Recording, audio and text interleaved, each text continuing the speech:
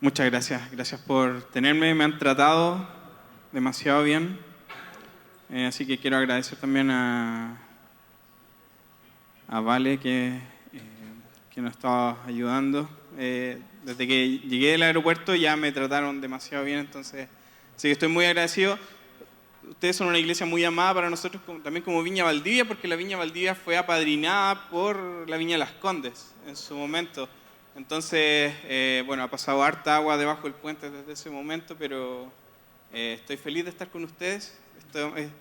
Mi esposita no pudo venir, pero quería venir y venir y venir y venir.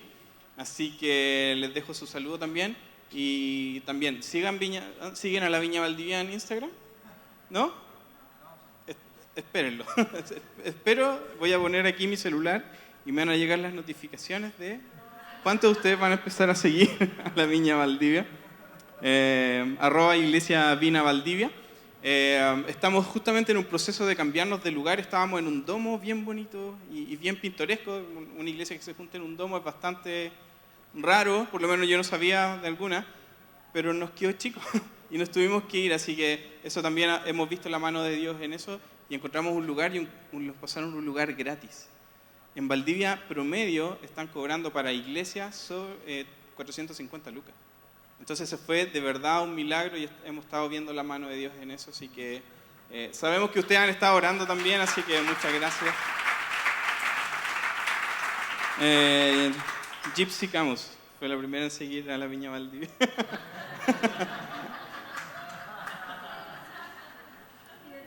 Identificada. Me gustaría compartir con ustedes algo relacionado. Bueno, dentro de toda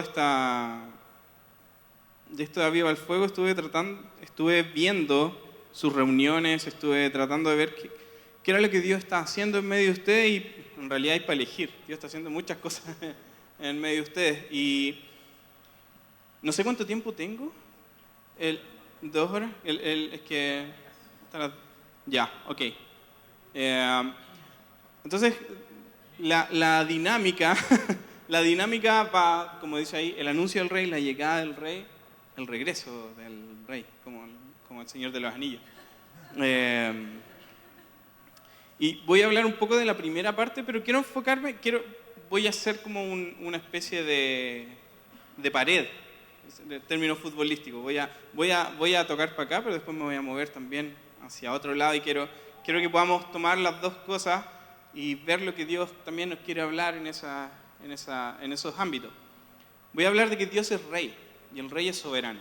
Y es como súper obvio, a pesar de que para nosotros es un poco difícil porque nosotros no tenemos una cultura de monarquía y si tenemos algún acceso a información acerca de monarquía lo recibimos en el colegio con la invasión española. Entonces es como raro el concepto que tenemos de rey. Básicamente nuestro concepto de rey, si tenemos alguna idea buena acerca de reinado, viene justamente de Dios. Entonces, quiero que entendamos un poco esta idea del reinado de Dios, de que Dios es rey, y desde ahí ver cuáles son las implicancias de esto. Y veamos hacia dónde nos lleva Dios y cómo respondemos también a eso. Y probablemente si ustedes han escuchado hablar del reino de Dios, nuestra mente primero se va a Jesús. Arrepiéntanse, porque el reino de los cielos se ha acercado. Y Jesús es la figura central del reino, pero la verdad es que el reino de Dios es un concepto que abarca toda la Biblia. Entonces yo no podría decir como aquí empieza el reino, y Jesús dice como, algunos van a decir aquí está el reino, pero en realidad la idea de Dios reinando parte en la primera página de la Biblia. No como te dice NBI, la versión tanto, sino que la que te dice que Dios en el principio creó los cielos y la tierra. Entonces, eso básicamente me dice que Dios es creador, pero no me dice que Dios es rey, necesariamente. Y una cosa no sigue la otra, no porque alguien sea creador es rey. Entonces, ¿cómo basamos el reinado de Dios desde la primera página de la Biblia? Y la respuesta la vamos a encontrar en Génesis 1:26. Váyanse a Génesis 1:26. Yo voy a leer la NBI. En algún momento voy a pedir que alguien tenga la NTV a mano. Pero veamos qué dice Génesis 1:26. Hoy día pregunté si se podían poner ahí, pero parece que era muy complicado. Así que, ¿tienen Biblias? ¿Trajeron Biblias? ¿Sí? ¿Cuántos tienen Biblia de papel todavía? Ah, ya, igual son hartos. Biblia digital, todo el resto. ¿Quién no tiene Biblia? Nadie levantó la mano. Nadie se iba a acusar. Génesis 1:26. Y en realidad Génesis 1 es uno de los... Debe ser la página más leída de la Biblia. Es la primera. Tú abres la Biblia, ¿con qué te encuentras? Con el relato de creación.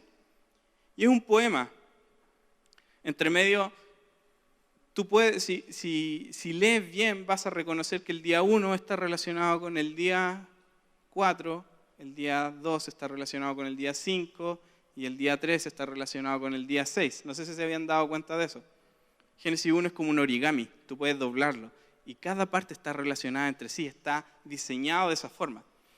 Y en el día 6, que está relacionado con el día 3, en el día 3 aparece la tierra seca.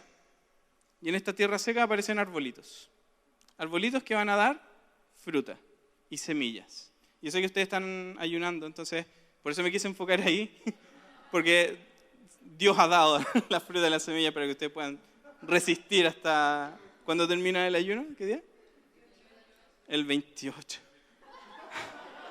28. Gracias, Señor, por llevarme a la viña Valdivia. Y dijo...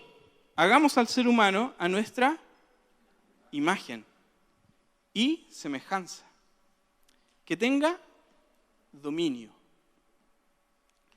Dominio. Dios está delegando dominio. Entonces, hay algo en el ser humano que lo hace tener dominio. Y ese algo es el ser imagen de Dios. ¿Saben cuál es la palabra en hebreo para imagen? ¿No? Selem, con una T al principio. Selem. ¿Y qué es Selem? Selem es literalmente las estatuas de los reyes. Mediante esas estatuas se comunicaba hasta dónde llegaba el reinado de ese rey. ¿Qué nos está diciendo eso? Donde hay un ser humano, Dios reina. Entonces, piensen en esto, no está dependiendo del desempeño de un ser humano, el ser imagen de Dios. No depende de sus emociones, no depende de su capacidad de amar, no depende de su capacidad de razonar. El ser imagen de Dios es netamente por el hecho de ser humano.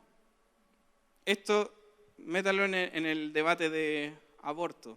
Y vean el poder, la influencia que tiene este pensamiento dentro de esto. El ser humano es imagen de Dios por el solo hecho de ser humano. No porque nació, no porque murió, no porque está en sus completas facultades mentales. El ser humano es imagen de Dios solo por el hecho de ser humano. Entonces el ser humano está representando a Dios y recibe este dominio. Y Dios entonces delega. ¿Qué significa esto?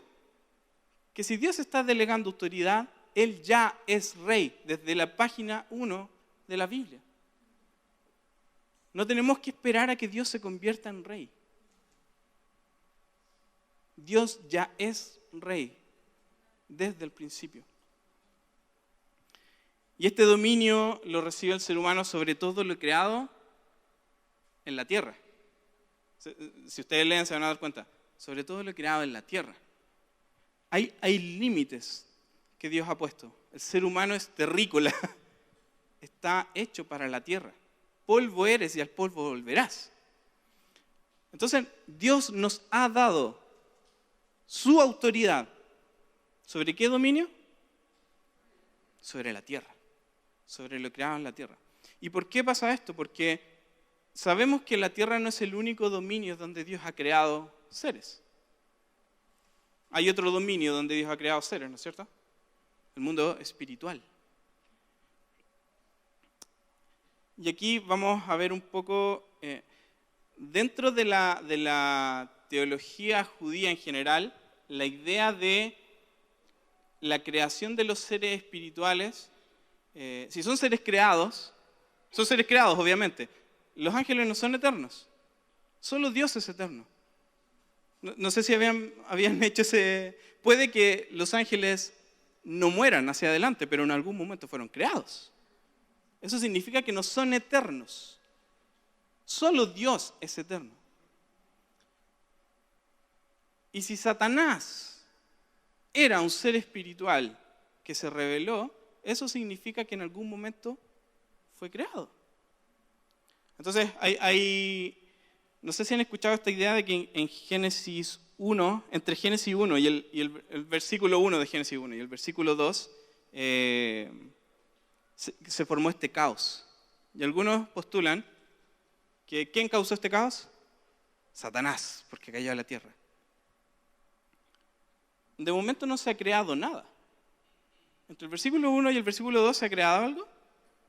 No, o sea, hay que leerlo, solamente hay que leerlo y uno se va a dar cuenta. Entonces, va a llegar un momento de la historia que estamos leyendo en que los seres espirituales fueron creados. Entonces la pregunta es, ¿dónde está? Díganme ustedes dónde está. ¿Dónde está? ¿No saben?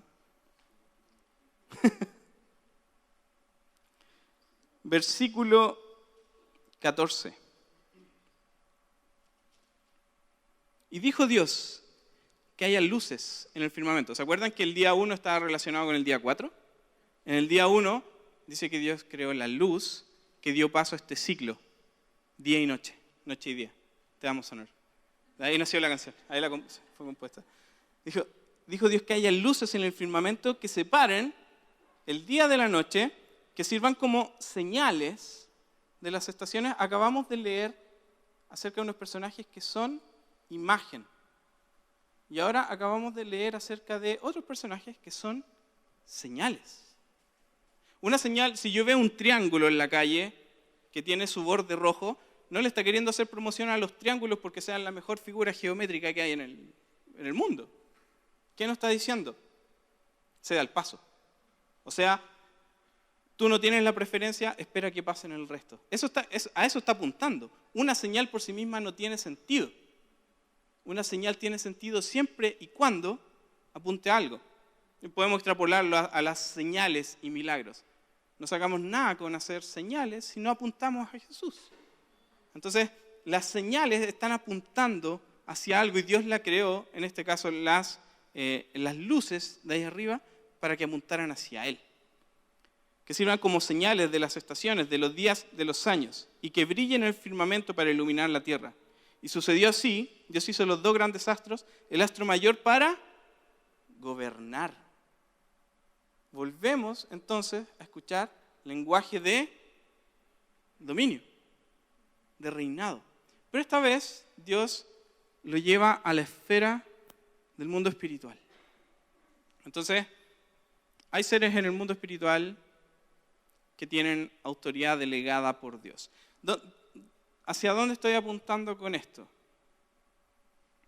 Tenemos dos ejemplos en la primera página de la Biblia donde Dios delega autoridad.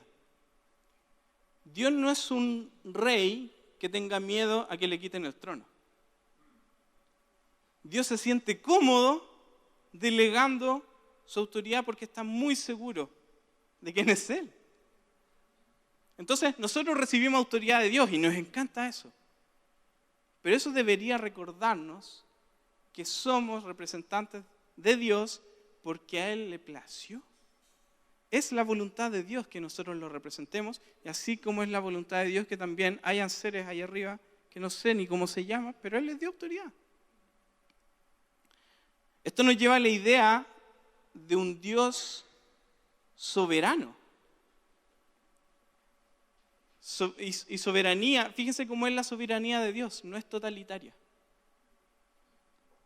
Dios no es un Dios totalitario a pesar de que es omnipotente, pero eso no significa que sea totalitario. Él ha decidido delegar su autoridad. Entonces, Dios ejerce su soberanía desde la inclusión de los seres creados. Entonces, fíjense cómo es este rey que es capaz de entregar autoridad como si nada le importara. Cuando nuestras imágenes actuales de autoridad, ya sea civiles o generalmente te pintan las autoridades como gente que quiere solo agarrar y agarrar y agarrar poder y no dárselo a otras personas. Veamos cómo se ve esto en la Biblia, porque una cosa es que yo les diga esto, pero la Biblia afirma esto. Entonces vamos a 1 Reyes 22. Y esta historia, yo no sé si ustedes la han leído, yo creo que sí, porque ustedes leen mucho su Biblia, pero es una historia muy entretenida. Muy entretenida. Yo no sé cómo los brasileños todavía no hacen una teleserie de esto. Estoy esperando el momento que O Globo haga. O los turcos, ya, los turcos. Por último. 1 Reyes 22, ¿se acuerdan del rey Acab? Sí, era muy malo el rey Acab. ¿Se acuerdan de su esposa? Jezabel. Y el rey Acab le echó el ojo a una tierra que se le había quitado a su reinado en algún momento. Entonces fue a hablar con el rey de Judá, Josafat. Y se pusieron de acuerdo y, oye, vamos a atacar Ramot de Galaad, recuperémosla. Y Acab le dice, ¿vais conmigo? Y él dice, ya, vamos. Pero Josafat le dice, pero consultemos a algún profeta mejor. Consultemos a un profeta primero para ir seguros. Y Acab tenía 400 profetas. Entre 300 y 400 profetas pagados. ¿Pagados para qué? Para que le dijeran lo que él quería escuchar. Entonces, obviamente, consultó a sus profetas y sus profetas le dijeron, vaya rey, por supuesto, usted es lo más lindo que me ha pasado en la vida, vaya y conquiste todo lo que tenga que conquistar porque ya conquistó mi corazón. Entonces, el rey, completamente confiado, dice, ok, vamos a atacar Ramot de Galaad, pero Josafat le dice, oye, pero ¿no hay un profeta de Yahvé a quien consultarle? Se dio cuenta Josafat de que eran profetas chantas. Y en el versículo 8 dice, el rey de Israel le respondió, todavía hay alguien por medio a quien podemos consultar al Señor, pero me cae muy mal. Porque nunca me profetiza nada bueno. Solo me anuncia desastres. Se trata de Micaías. No diga eso, rey, le dijo Josafat. Tráiganlo. Y lo trajeron. Entonces a Micaías le dijeron en el camino, oye, todos le han dicho que le va a ir bien, di que le va a ir bien, porque si no te van a matar. No quiero que te maten, más encima hay que limpiar. Entonces... Y Micaías dice, yo solo voy a decir lo que Dios dice. Hasta ahí ya podría ser un sermón perfecto. Pero vienen más cosas. Entonces llega ante el rey y el rey le dice, ¿tenemos que ir a atacar? Y él le dice, sí, rey, vaya nomás. Y el rey le dice, ¿hasta cuándo te voy a decir que me digas la verdad? O sea, el rey se dio cuenta, porque le estaba diciendo que sí.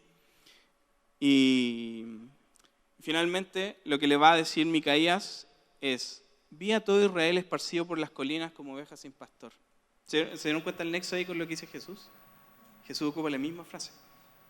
Y el Señor dijo, esta gente no tiene amo, que cada cual se vaya a su casa en paz. Otra frase que ocupa en los evangelios. Y cada uno se fue a su casa. El rey de Israel le dijo a Josafat, ¿no te dije que jamás me profetiza nada bueno y que solo me anuncia desastres? Micaías prosiguió, no se quedó callado. Por lo tanto, oiga usted la palabra del Señor. Vi al Señor sentado en su trono con todo el ejército del cielo alrededor de él, a su derecha y a su izquierda. Eso es el lenguaje de juicio en los textos del Antiguo Medio Oriente. O sea, hay un juicio pasando. ¿Quién va a ser juzgado? Acab. El Señor dijo, ¿quién seducirá a Acab para que ataque Ramot de Galaad y vaya a morir allí? Entonces, Acab era tan malo que Dios dijo, Acab tiene que morir. ¿Cómo va a pasar eso? Y fíjese lo que dice. Uno sugería una cosa y otro sugería otra. ¿Uno quién? ¿Y otro quién? ¿Con quién está Dios ahí? Con el ejército del cielo. Son los miembros del ejército del cielo, son los miembros de este concilio divino que están participando en la toma de decisiones de Dios. Uno sugería una cosa y otro sugería otra. Por último, un espíritu se adelantó, se puso delante del Señor, así como el que quiere figurar. Se puso delante de él. Y le dice, yo lo seduciré. ¿Por qué medios?, preguntó el Señor. Saldré y seré un espíritu mentiroso en la boca de sus profetas. Exactamente lo que leímos antes. Entonces, todo lo que estaba pasando antes era el juicio de Dios ya ejecutado. Pero Dios no lo decidió solo. Lo decidió con su séquito. Lo decidió con su grupo. ¿Qué tiene ahí arriba? Esto probablemente sea nuevo para algunos. Yo cuando leí esto, la mente me explotó. Porque, espérate, ¿que Dios no es soberano? Sí, sigue siendo soberano. Esto no resta de su soberanía. Al contrario, lo hace más soberano. Génesis 18. Ya vimos en el cielo, veamos algo aquí en la tierra. Génesis 18, del 16 al 26, nos cuenta la historia de Abraham cuando Dios va a destruir Sodoma y Gomorra. Y la destrucción de Sodoma y Gomorra es anunciada y dice que la maldad de Sodoma y Gomorra subía ante Dios. El mismo lenguaje que se ocupa para referirse a lo que pasó con Caín y Abel. La sangre de Caín clamaba desde la tierra. Entonces, básicamente lo que está pasando en Sodoma es Caín multiplicado por una ciudad entera. Entonces Dios va a tener que intervenir. Y aparece Dios con 3 personajes más. O sea, aparecen 2 personajes y Dios mismo. Entre medio está toda la conversación, le dice, Sara, tú vas a tener un hijo. Y Sara le dice, ¿dónde la viste? Y se pone a reír. Y dice, no, ¿por qué te reíste? No me reí. Es muy chistosa esa parte también. Pero después, dice el versículo 16, luego aquellos visitantes se levantaron y partieron de allí en dirección a Sodoma. Abraham los acompañó para despedirlos. Entonces, estos personajes van directo a juzgar Sodoma, o sea, la van a destruir. Pero el Señor estaba pensando, ¿le ocultaré a Abraham lo que estoy por hacer? Dios hablando en voz alta, diciendo, hoy le voy a ocultar a Abraham, y Abraham ahí. Es un hecho de que Abraham se convertirá en una nación grande y poderosa y en él serán bendecidas todas las naciones de la tierra. Yo lo he elegido para que instruya a sus hijos y a su familia a fin de que se mantengan en el camino del Señor y pongan en práctica lo que es justo y recto. Así el Señor cumplirá lo que le ha prometido. Entonces el Señor le dijo a Abraham, el clamor contra Sodoma y Gomorra resulta ya insoportable y su pecado es gravísimo, así que voy a ir, voy a ver si esto es cierto, y si es cierto, los voy a destruir. Pero Abraham sabía que su sobrino Lot estaba viviendo allí. 2 de los visitantes, versículo 22, 2 de los visitantes partieron de allí y se encaminaron a Sodoma. O sea, van en dirección a Sodoma y hay que ver si van a parar o no. Porque Lot vive ahí. Y Lot es familia de Abraham. Por ende, de alguna forma también está bajo la bendición de Dios, a pesar de que Dios le dijo, sal de tu casa, deja tu parentela, y él sale de su casa y se lleva a Lot. No dura ni un versículo siendo obediente de Abraham. No sé si se habían dado cuenta de ese detalle. Dice que salió y se llevó a Lot. Entonces se acercó al Señor y le dijo, ¿de veras vas a exterminar al justo junto con el malvado? ¿Qué estamos viendo aquí? La primera intercesión bíblica. ¿Y qué está pasando en la intercesión bíblica? Dios está hablando así como para que Abraham lo escuche y Abraham se meta en la discusión. Dios lo está invitando a ser parte. Y va a empezar a negociar con Dios. Le va a decir, oye, pero si hubieran 50. Y Dios le dice, ok, si hay 50 no la destruyo. Y los personajes que estaban con Dios siguen caminando. 40. Y siguen caminando. 30. 20. Y Abraham se da cuenta, No hay nadie. No hay nadie a quien salvar. Estos personajes finalmente rescatan a Lot, pero ¿cuál es el punto de la historia? Abraham fue parte del proceso de decisión acerca de lo que Dios iba a hacer. Dios abrió de alguna forma la intención de su corazón y decirle, ok, si hay 50, la libero. El tema es que no habían. El tema no está en que Dios en realidad estaba blufeando, ocupando términos de póker, sino que Dios realmente inició esta conversación con Abraham. El punto era que no había nadie que salvar. ¿Qué nos dice esto? Tenemos dos historias donde Dios ha actuado acorde a su soberanía, pero su soberanía es inclusiva. Una soberanía inclusiva. Si Dios delega autoridad, también va a pedir cuentas a cada uno de los que han recibido autoridad. Esto nos revela que Dios es un Dios que reina a nivel cósmico. Va a pedirle cuentas a nosotros, y eso nosotros lo sabemos bien, pero también le va a pedir cuenta a todos esos seres arriba que recibieron autoridad y que en algún momento se rebelaron. Y tenemos varios ejemplos de eso. Primero, Satanás. Tenemos otro ejemplo en Génesis 6, que no me voy a meter ahí porque estaría 45 años hablando de eso. Pero en Génesis 11,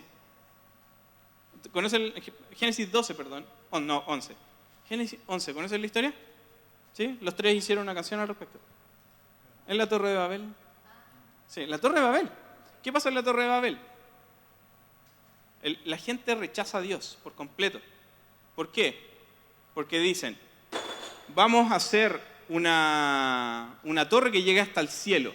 El ser humano había sido expulsado del Edén, del lugar donde Dios habita. Entonces, ¿qué quieren hacer? Llegar por sus propios medios.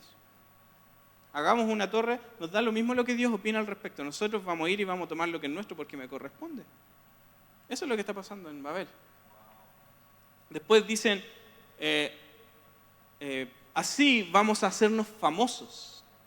Vamos a tener un gran nombre. Ellos se quieren forjar su propio nombre, que va a ser una contraposición a lo que va a pasar con Abraham después, que Dios les va a dar un gran nombre.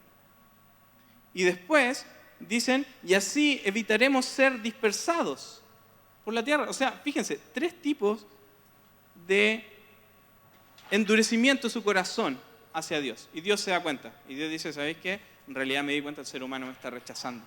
Y me está rechazando por completo. Entonces, ¿qué vamos a hacer? Dice, baja, confunde las lenguas y ¿cómo se dice? Digrega a las naciones. Esparce a las naciones. Entonces, eso nos cuenta lo que pasó en la tierra. Pero Deuteronomio 32 nos cuenta lo que pasó en los cielos. ¿Sabían eso? ¿Habían leído eso? Deuteronomio 32. Vayan a Deuteronomio 32, versículo 8.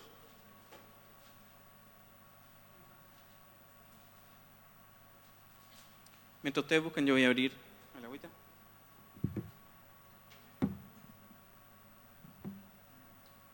Deuteronomio 32, 8. ¿Lo tienen?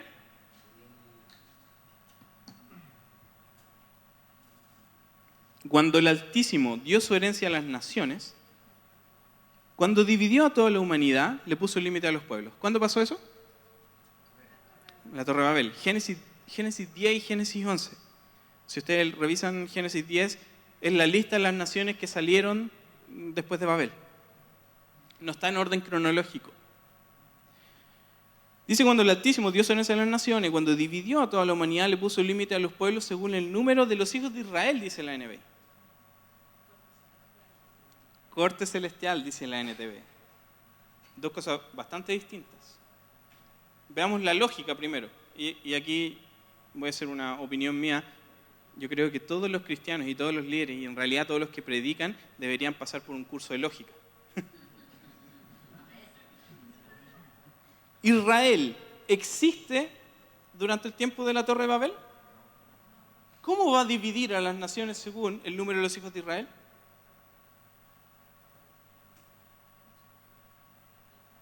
Hay un problema ahí. Hay un problema ahí. ¿Qué es lo que pasa? La NTV nos da la respuesta.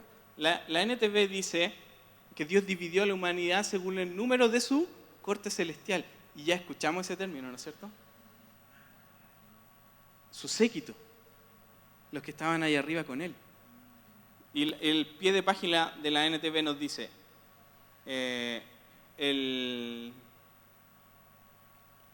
no recuerdo. Así aparecen los rollos del mar muerto, que dice el número de los hijos de Dios. Y en la versión griega, que es la Septuaginta, la traducción del hebreo al griego, dice el número de los ángeles de Dios. O sea, hijos de Dios y ángeles de Dios básicamente se está refiriendo a seres espirituales. Entonces, ¿qué hizo Dios? Dios dividió a la humanidad mediante pueblos, pero asignó a gente de su séquito para que estuviera a cargo de ellos. ¿Qué iba a hacer Dios? Iba a tomar a Abraham y iba a empezar una nación desde cero. Y Abraham y Sara eran los candidatos perfectos porque eran estériles. Entonces, ¿qué es lo que pasa ahí? Las naciones rechazan a Dios y Dios le dice, ok, voy a poner estos astros. ¿Se acuerdan que hablamos de los astros? Los astros quedan a cargo. ¿Pero cuál era la misión de los astros? ¿Se acuerdan? Señalar. O sea, ¿cuál era el propósito de Dios dejándolo a cargo? Que de alguna u otra forma estas naciones volvieran a Él. Dios quiere que todas las naciones vuelvan a Él. Deuteronomio 4. ¿Van bien? ¿Sí? ¿Me siguen? ¿Sí? Deuteronomio 4, del 15 al 19 dice, el día en que el Señor les habló en Horeb, en medio del fuego ustedes no vieron ninguna figura. Por lo tanto, tengan mucho cuidado y empiezan a decirle, en realidad no se hagan imágenes de nada, de ninguna cosa de las que ustedes vean. Pero el versículo 19 va a decir de lo contrario. Cuando levanten los ojos y vean todo el ejército del cielo, es decir, o sea, el ejército del cielo, por si no te queda claro, te voy a explicar. El sol, la luna y las estrellas. Todo lo creado el día 4. Pueden sentirse tentados a postrarse ante ellos y adorarlos. ¿Se dan cuenta de lo que está pasando? Estos seres espirituales que recibieron autoridad de Dios y quedaron a cargo de estas naciones, se robaron estas naciones. La adoración que le correspondía a Dios, se la están dejando para ellos. Entonces, dice, estos astros se los ha dado el Señor, el Dios de ustedes, a todas las naciones que están debajo del cielo. O sea, lo que acabamos de leer, de Deuteronomio 32, linkeado con la Torre de Babel. Pero ustedes al Señor los tomó y los sacó de Egipto. Entonces, ¿se da cuenta? El Señor se hizo cargo de Israel. Entonces, siempre que vean el lenguaje de mi herencia, mi porción, se refiere a esto, a que Dios tomó a Israel, lo creó desde cero y lo eligió y lo hizo su nación. Cuando cantamos Tú eres mi porción, la canción del Mike, Tú eres mi porción, eso se refiere a que Dios nos ha tomado a nosotros, como su pueblo. Hizo eso con Israel. Pero las otras naciones quedaron a cargo de otros seres espirituales y estos seres espirituales se envanecieron, se las robaron, se las dejaron para ellos, hicieron lo que quisieron con ellas. Éxodo 12, versículo 12. La última de las 10 plagas, en el texto bíblico nunca se les menciona como plagas, se les menciona como señales, las 10 señales. Y estas señales, la última es cuando pasa el ángel de la muerte. Y fíjense lo que dice en el versículo 12, Éxodo 12:12. Esa misma noche pasaré por todo Egipto y heriré de muerte a todos los primogénitos, tanto de personas como de animales, y ejecutaré mi sentencia contra todos los dioses de Egipto. Entonces, ¿qué está haciendo Dios? Dios no se quedó impávido viendo cómo le robaban las naciones. Dios está juzgando a estos seres espirituales que se rebelaron. Y esto nos va a llevar al Salmo 82. Perdón que saltemos tanto, pero traten de seguirme el hilo, por favor. Salmo 82. No sé si habían leído este salmo alguna vez. Jesús lo menciona en algún momento. Dios preside el consejo celestial. Entre los dioses dicta sentencia. Y aquí quiero hacer un paréntesis. A mí, personalmente, no sé a ustedes, pero a mí mucho tiempo me enseñaron de que solo existía Dios y los otros dioses no existían. Y se tomaban de un versículo de Pablo. El tema es que no me dijeron que ese versículo de Pablo que decía que no hay dioses, si yo leo el versículo siguiente dice, y en realidad sí, hay muchos dioses y hay muchos señores. Entonces tenía que leer solo el versículo siguiente para darme cuenta que la Biblia sí reconoce la existencia de otros dioses, pero los pone en la correcta perspectiva. Son seres rebeldes que solo les queda rendirse ante Dios. Dios preside el consejo celestial. Entre los dioses dicta sentencia. Entonces, aquí ocupa 2 veces la palabra Elohim. Elohim preside el consejo celestial, entre los Elohim dicta sentencia. ¿Cómo saber cuál es plural y cuál es singular? Dios preside es tan singular. Entre los dioses. Tú no puedes estar entre una persona. Tienes que estar entre más de uno. Entonces, fíjense esto. Hay un montón de Elohim. Ninguno como Yahvé. Hay un montón de felinos. Ninguno como el león. Hay un montón de equipos. Ninguno como Colo-Colo. ¿Les haga hablar?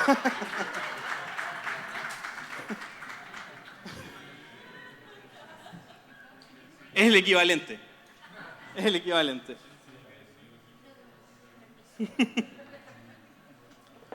¿Qué está haciendo? Va a dictar sentencia. ¿Qué significa eso? Juicio. Fíjense de qué van a ser acusados estos seres espirituales.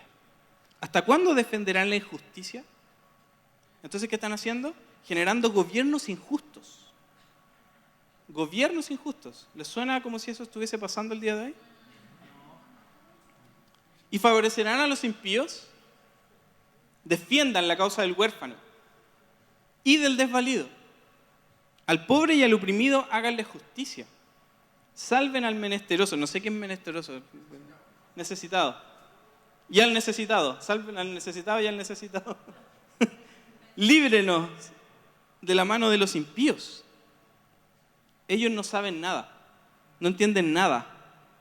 Deambulan en la oscuridad. ¿Cuál era la misión de los astros, de las estrellas? Iluminar la tierra. ¿Qué están haciendo? Todo lo contrario.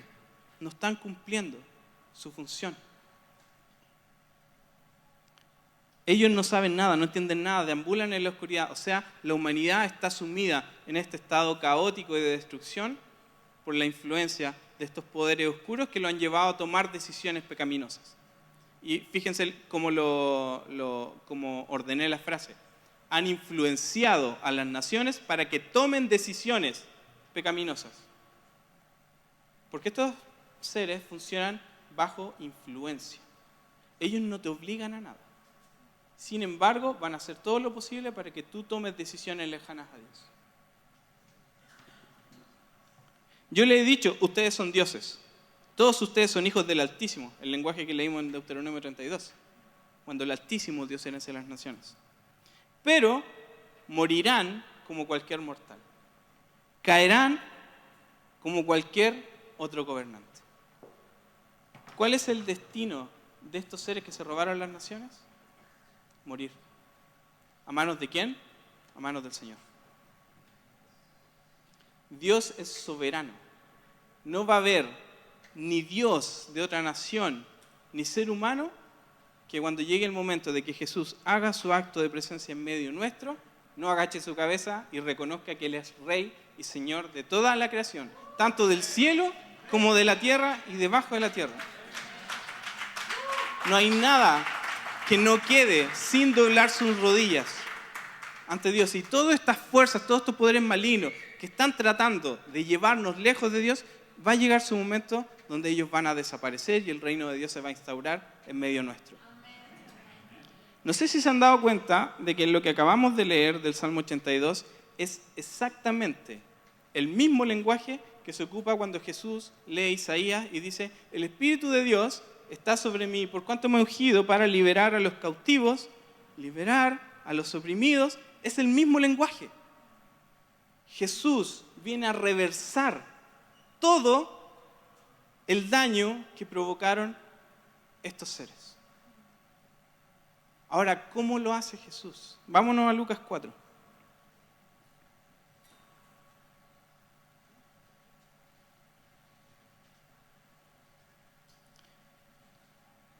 Lucas 4:18 dice: el Espíritu del Señor está sobre mí, por cuanto me ha ungido para anunciar buenas nuevas a los pobres. Hágale justicia a los pobres, decía el Salmo 82. Me ha enviado a proclamar libertad, y estos seres estaban cautivos. Dar vista a los ciegos, deambulan en la oscuridad. ¿Se dan cuenta? El lenguaje es inversamente proporcional, en términos matemáticos. A dar vista a los ciegos, a poner en libertad a los oprimidos, a pregonar el año del favor del Señor. ¿Cómo Dios ejerce su dominio en la tierra? Pregonando el año del favor del Señor. ¿Cómo pasa eso? Porque Jesús les dice: hoy se cumple ante ustedes esta escritura. Jesús dice que esto se cumplió, y se cumplió en Él. ¿Pero qué hace Jesús para demostrar? Se sube en un helicóptero, se va a un cerro y le dice: te echo fuera, demonio territorial, espíritu territorial. Jesús no hace ninguna de esas cosas. ¿Qué es lo que hace Jesús? Inmediatamente, versículo 31, echa fuera un demonio. Inmediatamente después, sana a los enfermos. Inmediatamente después, en el capítulo 5, hace discípulos. Inmediatamente después de eso, va a sanar un leproso. Alguien que estaba fuera de los márgenes sociales. Va a sanar un paralítico que no podía hacer nada por sí mismo. Va a llamar a Leví. Y Leví era un personaje que vivía fuera de los márgenes sociales, pero no porque era pobre. Todo lo opuesto. Porque tenía mucha plata. Y el ministerio de Jesús es transversal. Da lo mismo si tú tienes mucho o tienes poco, Dios está llamando a todos nosotros a que seamos sus discípulos. Entonces, dense cuenta cómo esto nos revela la soberanía de Dios. Pero esta misión fue delegada a nosotros. Nosotros somos sus representantes en la tierra. Y en Pentecostés es la reversa de la Torre de Babel. Si en la Torre de Babel se dividieron por los idiomas, en Pentecostés se unen porque los discípulos empiezan a hablar en distintos idiomas. Y dice que vienen de todas las naciones de la tierra. Y después, ¿dónde quería llegar Pablo? A España, que era el último lugar conocido de la tierra. Entonces lo que está pasando es la reversa de lo que pasó en la Torre de Babel. Y hemos sido bastante enfáticos en enjuiciar a estos seres espirituales. Y en realidad deberíamos serlo. No podemos negociar con ellos. No se puede negociar con ellos. Tenemos que denunciar las obras de la oscuridad, como dice Pablo en Efesios. Hay que denunciarlas. No hay que ser amigable. Delante estábamos conversando esto con el Pancho también. No se puede ser amigable. No se puede. No se puede ser. Si tú escoges la paz ante un enemigo que quiere destruirte, básicamente estás sellando tu muerte. Y estos enemigos quieren destruirte. Quieren destruirte. Pero la autoridad de Dios y de Jesús llegaron por medio de él. Y este rey, que era necesario que viniera, vino. Y eso lo vamos a ver mañana. No le quiero robar a Tich la prédica. La destruí. Ahora, en la tierra, nosotros, los seres humanos, hemos definido por nosotros mismos lo que es bueno y lo que es malo. ¿Qué significa esto? Dejamos de lado todas las definiciones de Dios de lo que es bueno y empezamos a definir por nuestros propios términos y en base a lo que nos conviene a nosotros solamente. Ahora vamos a preferir nuestro propio beneficio, sin considerar a los otros. Y este ejemplo parte en Génesis 3. Vámonos a Génesis 3 y con esto, la primera patita, el primer pase de la pared que dije que iba a hacer, ya lo di, la soberanía de Dios. Pero quiero que entendamos algo relacionado con la soberanía de Dios que nos va a tocar a cada uno de nosotros. En Génesis 3, me quedan 10 minutos aparte, así que vamos a volar. En Génesis 3, después de que el ser humano come del árbol del fruto del árbol, Génesis 2 termina diciendo que el hombre y la mujer estaban desnudos y ninguno de los dos sentía vergüenza. ¿Dios definió en algún momento que la desnudez era mala? Nunca. Versículo 6. La mujer vio que el fruto del árbol era bueno para comer y que tenía buen aspecto y era deseable para adquirir sabiduría, así que tomó de su fruto y comió, luego le dio a su esposo y él también comió. En ese momento se les abrieron los ojos y tomaron conciencia de su desnudez. Entonces, Génesis 2 nos termina diciendo, la desnudez no es mala. Sin embargo, comen del fruto, están conscientes de su desnudez y la cubren.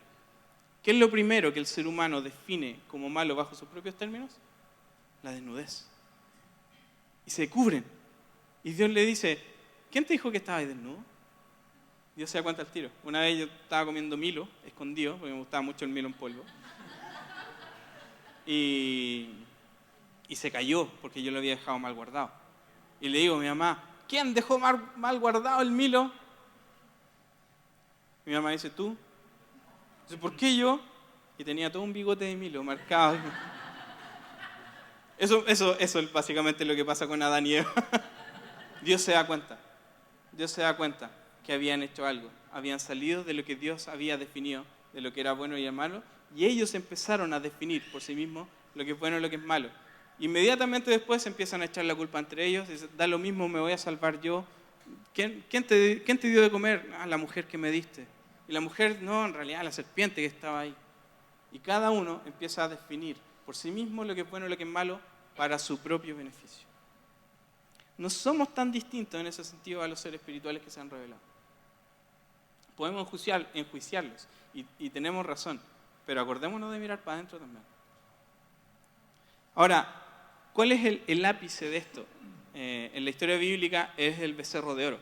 De hecho, el becerro de oro va a ser el patrón mediante el cual se van a medir todas las otras rebeliones de ahí en adelante. Entonces vamos a Éxodo 32, rapidito porque me queda poco tiempo.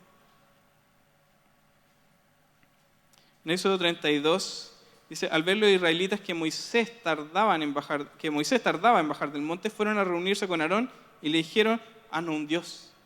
Porque no estamos viendo a este personaje que nos liberó. Capaz, ¿qué le pasó ahí arriba? 40 días y 40 noches. Igual uno hubiese puesto así como la denuncia por presunta desgracia. Pero acá lo que pasa es que Aarón dice, ok, hagámonos un Dios. Pero ellos no le están poniendo un nuevo nombre a este Dios. Ellos creen que están adorando a Yahvé. Tienen buenas intenciones, pero las buenas intenciones no son suficientes. La identidad de quién adoramos importa. Y aquí el ejemplo está súper claro. Tenemos que conocer a Dios por quién es y por cómo Él se ha revelado. Y aquí, al parecer, no lo habían conocido a pesar de que Dios ya lo había liberado, ya lo había alimentado, ya le había dado agua, pero sin embargo ellos no lo conocían. Entonces, ¿qué hicieron? El famoso becerro de oro, versículo 6. En efecto, al día siguiente los israelitas madrugaron y presentaron holocaustos y sacrificios de comunión. Luego el pueblo se sentó a comer y a beber y se entregó al desenfreno. Desenfreno no es desenfreno. Esto es carnaval de Río multiplicado por 800.000 y con mucha menos ropa. Esto literal es una orgía masiva. Esa es la descripción que se hace. Una orgía masiva, todos borrachos, vomitando. Un espectáculo horrible. Pero eso es lo que le llevó. Vieron, desearon y tomaron su propio Dios. De la misma forma que Eva vio, deseó y tomó el fruto. Y terminaron lejos de Dios. Entonces el Señor se da cuenta. Él dice, Moisés, baja, parece que está quedando las cosas. En el versículo 9 le dice, Dios a Moisés, ya me he dado cuenta que este es un pueblo terco, añadió el Señor dirigiéndose a Moisés. Tú no te metas, le dice. Yo voy a descargar mi ira sobre ellos y los voy a destruir, pero de ti haré una gran nación. Moisés intentó apaciguar al Señor su Dios y le suplicó, Señor, ¿por qué Señor, ¿por qué ha de encenderse tu ira contra este pueblo tuyo que sacaste de Egipto con gran poder y con mano poderosa? ¿Por qué dar pie a los egipcios? ¿Qué dar pie a que los egipcios digan que nos sacaste de su país con la intención de matarnos en las montañas y borrarnos de la faz de la tierra? O sea, le está diciendo, pésimas relaciones públicas. Esto te van a funar. Básicamente te van a funar. Si nos eliminas a todos aquí. Y ojo, Dios le estaba dando la oportunidad a Moisés de ser él el gran patriarca. Y el pueblo de Israel no se va a enterar de esta historia. El pueblo de Israel no se va a enterar de que Moisés incluso ofreció su vida hasta que esto quedó por escrito. Calma ya tu enojo, aplácate y no traigas sobre tu pueblo esa desgracia. Acuérdate de tus siervos Abraham, Isaac e Israel. Tú mismo le juraste que harías a sus descendientes tan numerosos como las estrellas del cielo. Tú le prometiste que a sus descendientes les darías toda esta tierra como su herencia eterna. Se la jugó Moisés. Entonces el Señor se calmó y desistió de hacerle a su pueblo el daño que le había sentenciado. Este es un Dios soberano. Entonces aquí les voy a leer un comentario de un personaje que se llama Christopher Wright. Y Christopher Wright, por favor, si pueden comprar y hablan inglés, compren todo lo que encuentren de Christopher Wright, porque es un comentarista, pero así, buenísimo. Y él nos va a hablar acerca de esto, porque aquí está la clave de la intercesión. O sea, una de las claves de intercesión. Y les voy a leer. Esta historia explora el misterio acerca de la oración en general y de la intercesión en particular, y deja las siguientes preguntas. ¿Dios estaba hablando en serio cuando lanzó esta amenaza? Y algunos podrán decir, no, en realidad no, ¿por qué iba a destruir a su pueblo si Dios es bueno? Y otros podrán decir, sí, pues, si lo dijo. Si Moisés no intercedía, ¿Dios hubiese destruido al pueblo de Israel? Si Dios en realidad no planeaba destruir al pueblo, ¿solo fingió escuchar la oración de Moisés? ¿Moisés realmente hizo que Dios cambiara de opinión? Es importante remarcar, dice el autor, que no hay mucho provecho en analizar y luchar con estas alternativas y escenarios hipotéticos. Tanto Dios como Moisés parecen estar actuando de forma muy directa. Dios realmente iba a destruir al pueblo de Israel y Moisés lo entendió así. A Moisés le quedó claro. No hay nada en el texto que sugiera que la ira de Dios se aplacó porque sí. La amenaza de la destrucción era real y Moisés reconoció que la amenaza iba en serio y que solo podía ser contrarrestada apelando a las previas acciones y palabras de Dios mismo. ¿Se dieron cuenta de lo que hizo Moisés? Oye, tú nos sacaste, tú nos liberaste y más encima le prometiste a todos los patriarcas para atrás que ibas a hacer de nosotros una gran nación. La real paradoja es que al apelar a un cambio de parte de Dios, Moisés en realidad está apelando a que Dios sea consistente. No está pidiendo que cambie realmente. O sea, sí, le está pidiendo que cambie de opinión, pero a la vez ese cambio es para que no cambie de opinión. ¿Quedó claro eso? ¿Sí? Sí. Es rara la frase, pero en realidad es así. Incluso se puede ver... Moisés en realidad está apelando a que Dios sea consistente, lo que puede ser una pista significativa para la dinámica genuina de la oración intercesora. Incluso se puede ver un atisbo de la intención divina en las palabras, tú no te metas. ¿Cómo le dice aquí en la NBI? Le dice, tú no te metas, literalmente. La Reina Valera dice, déjame solo. En hebreo le dice, dame nuaj. Nuaj, y la palabra nuaj es la palabra descanso. Dame un descanso. Y es la misma palabra para Noé. Noé, dame un Noé. ¿Cuál es la gracia de Noé? Que uno salvó a muchos. Entonces, de alguna forma, como que hay un juego de palabras. ¿Moisés irá a ser el personaje que siendo uno va a salvar a muchos? La discusión de esta línea, tú no te metas, en la tradición judía tiene un sentido muy profundo. Después de todo, Dios no necesitaba decir nada en realidad. Dios no necesitaba decir ninguna palabra en lo absoluto. Dios podría haber destruido al pueblo de Israel sin darle ninguna explicación a Moisés.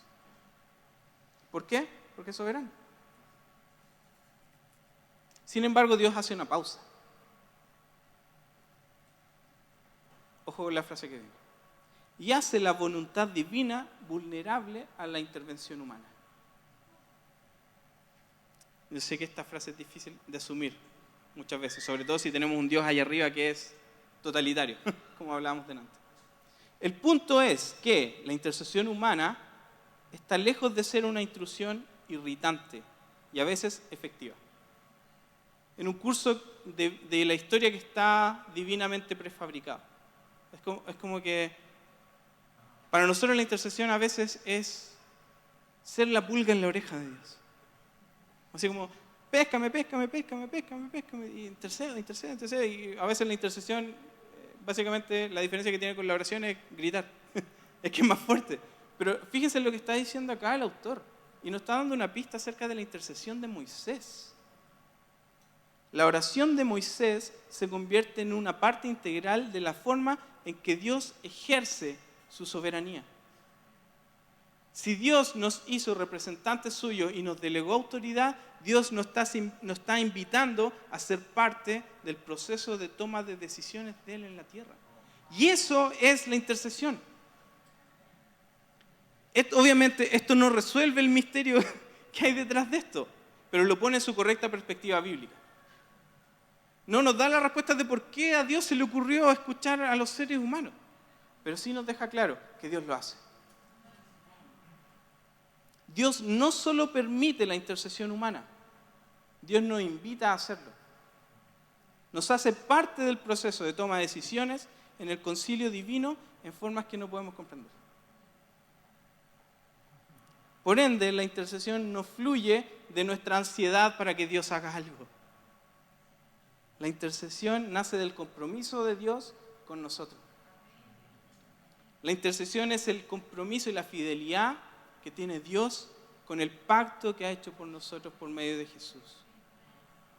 Moisés no estaba discutiendo con Dios. Moisés estaba siendo parte de la decisión de Dios. Tal oración, por lo tanto, no solo participa del dolor de Dios en la historia. Dios estaba dolido con el pueblo de Israel. Y Moisés tuvo que sentir el dolor de Dios para poder darse cuenta que Él tenía que intervenir. Somos invitados a interceder ante este Dios soberano. Dios ejerce su soberanía en la tierra y nos escucha.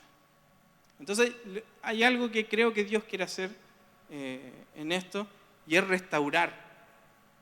Dios quiere restaurar la idea de que Dios no te escucha. Dios te está invitando a hacerlo.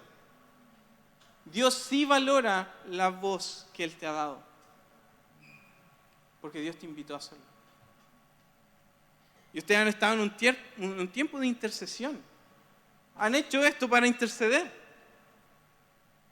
Pero no es idea de ustedes. No es idea del equipo, no es idea de los pastores. Esta idea de Dios. Y Dios quiere restaurar el corazón de ustedes que ha sido callado por mucho tiempo porque creen que Dios es distante. Dios es este Padre cercano que se acerca, te escucha y dice, ok, hagamos eso. No siempre va a ser así, ojo. No siempre va a ser así. Todos hemos intercedido y no hemos visto respuesta a esa oración. Pero hay un montón de veces que sí hemos visto la respuesta a esa oración. Quiero orar en esta dirección y después, chiquillas, quiero que ustedes vean cómo Dios responde con ustedes como iglesia. Pero dense cuenta el profundo amor de Dios. Dios quiere escucharnos. Dios quiere escucharte. Y Dios quiere escucharte orar, no solo por ti.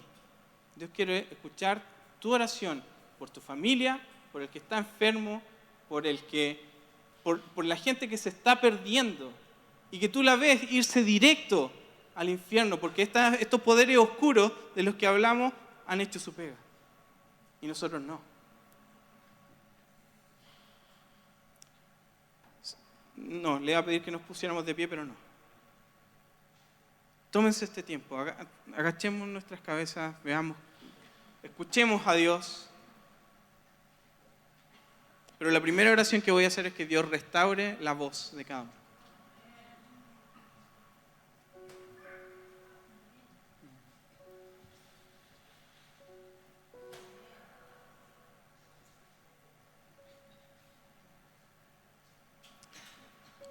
Ven, Espíritu Santo.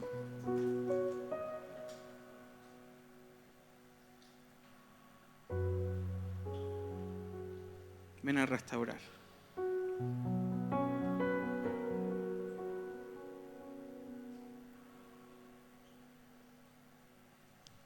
Estoy viendo cómo Dios pone su mano en las gargantas de algunos,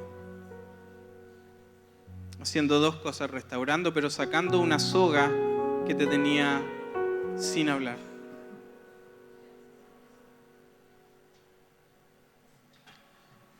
Si este eres tú, comienza a interceder. Si esto es lo que tú sentiste, comienza a interceder.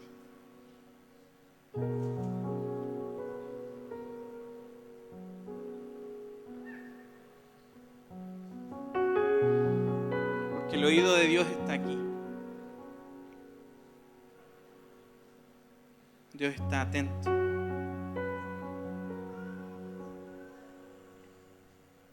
El Espíritu Santo ya está sobre varios de ustedes.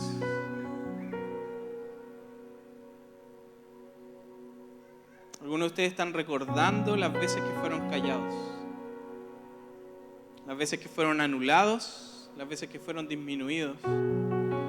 Y eso generó un alejamiento justamente en el área de la oración y la intercesión.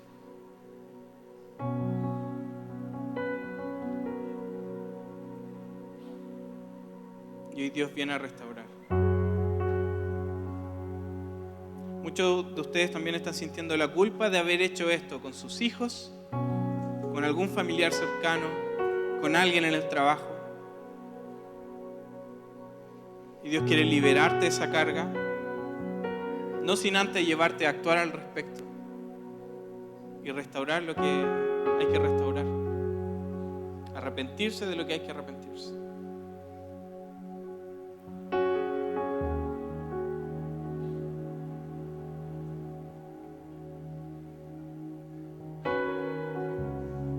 Ven, Jesús, ven con tu mano poderosa, con tu oído de amor.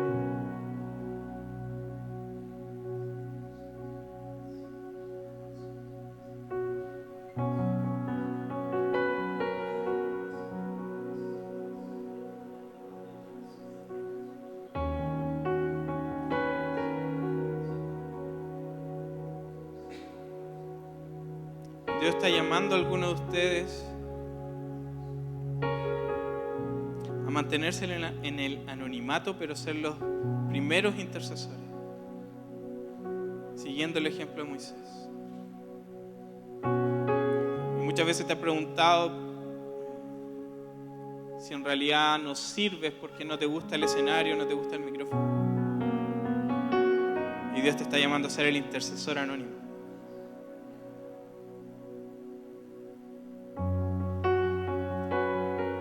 Dios te está ungiendo para ser el intercesor anónimo. Porque esos son los que sostienen un pueblo. Esos son los que son capaces de liberar a un pueblo de ser destruido. La iglesia necesita intercesores anónimos.